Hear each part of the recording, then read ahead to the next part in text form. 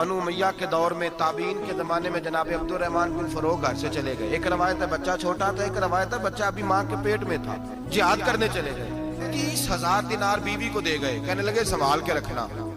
اور جہاد کرنے نکلے تو 27 سال تک گھر ہی نہیں آئے, اور 27 سال کے بعد آئے تو حضرت ربیہ محدث بن چکے ہیں, مسجد نبوی میں حدیث کے استاد ہیں, بیٹا بہت بڑا شیخ بن گیا. واپس آئے, ہاتھ میں نیزہ ہے, کالی داڑھی تھی ساری سفید ہو گئی, وجود بڑا تگڑا تھا, کمزوری آ گئی. آئے, نیزہ پکڑا ہوا ہے, گھوڑے پہ بیٹھے ہیں, مدینہ منورہ میں گھر ہے, دروازے پہ دستک دی. حضرت ربیہ نے دروازہ کھولا, اندر داخل ہونے لگے تو کہنے لگے بابا تو کدھر گھستا آ رہا؟ کدھر؟ اس نے کہا تو پیچھے ہٹ, تو میرے مکان پہ کب سے قبضہ کر کے بیٹھا ہے. بات تیز ہونے لگی, آواز تھوڑی بزرگوں کی بلند ہونے لگی تو اندر سے زوجہ نے سن لیا. وہ دروازے کی اوٹ سے دیکھنے لگی تو پہچان گئی, کہنے لگی ربیہ پیچھے ہٹ جا, یہ کوئی غیر نہیں, یہ تیرے والد گرامی ہیں, یہ تیرے والد ہیں. اندر آئے, باپ بیٹا ملے, عصر کی نماز کا وقت ہو گیا, بڑا روئے. 27 سال کے بعد باپ لوٹا, 27 سال کے بعد بڑے روئے. نماز کا وقت ہوا تو حضرت ربیہ جلدی سے وضو کیا, مسجد نبوی شریف چلے گئے. جناب عبدالرحمن فروغ نے بھی کھانا وانا کھانا تھا, کھانا کھانے بیٹھے تو حکم دیکھے شوہر کیا کرتا ہے. یہ نہیں پوچھا کہ 27 سال حال کیا رہا. پوچھنے لگے میں تجھے 30,000 دینار دے گیا تھا, وہ کدھر ہے؟ تو زوجہ کہنے لگی کھانا کھا لو, عصر کی نماز پڑھ کے آؤ, پھر بتاتی ہوں پیسے کہاں ہیں. آپ کی رقم بڑی اچھی جگہ پہ محفوظ ہے.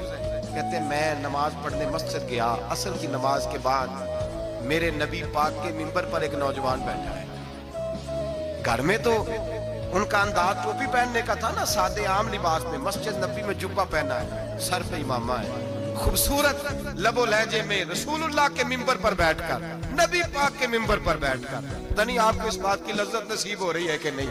عام جگہ نہیں, نبی پاک کے حضور کے منبر پر بیٹھ کر نبی پاک کی حدیثیں سنا رہے ہیں. اتنا بڑا مقدر.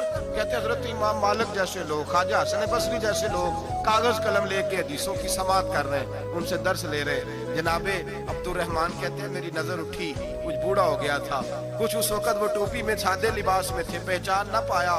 ایک شخص سے پوچھا یار ہے تو جوان پر اس کے چہرے کی نورانیت میرے دل کو بھا گئی ہے تو جوان پر اس کا حدیثیں بیان کرنے کا انداز میری طبیعت کو گھائل کر گیا. یہ کون ہے جو نبی پاک کی مسجد میں بیٹھ کے حدیثیں بیان کر رہا ہے؟ کہتے امام مالک کہنے لگے بابا جی چپ کر جاؤ, ہمارے استاد کے بارے میں اونچے لب و لہجے میں بات نہ کرنا, دیکھتے نہیں کتنے کتنے لوگ بیٹھے ہوئے خاموشی سے. تو میں نے کہا مجھے بھی تو بتا دو نا ہے کون. تو کہنے لگے کوئی عبدالرحمن فروغ نام کے بزرگ ہے, یہ ان کے بیٹے ہیں, ربیہ نام ہے. کہتے ہیں جب لفظ کہے تو میرے آنسو چھلک کے باہر آئے اور میں حضور کی مسجد میں گر گیا اور رونے لگا کہ یہاں اور میرے رسول پاک سید عالم صلی اللہ علیہ وسلم کے منبر پر اور میرا بیٹا. کہتے میں تڑپ کے گھر گیا, اور گھر جا کے میں نے اپنی بیوی کو جب دیکھا تو میرے آنسو نکل گئے. میری بیوی سمجھ گئی کہ یہ میرے محدث بیٹے کو دیکھ آیا ہے. کہتے ہیں بیوی رو کے کہنے لگی میں نے آپ کے 30,000 دینار آپ کے بیٹے کو مصطفیٰ کریم کی حدیث کا استاد بنانے میں خرچ کر دی. میں نے وہ 30,000 دینار خرچ کر دیے, 30,000 دینار آپ کا بیٹا میں نے. تو کہتے ہیں میں اپنی بیوی کی طرف دیکھنے لگا, میں نے کہا قربان جاؤں, میں اگر اللہ کے دین کے رستے میں تھا, تو نے میرے ساتھ نیکی کی ہے, میرا بیٹا بھی دین کے رستے پہ لگا دیا.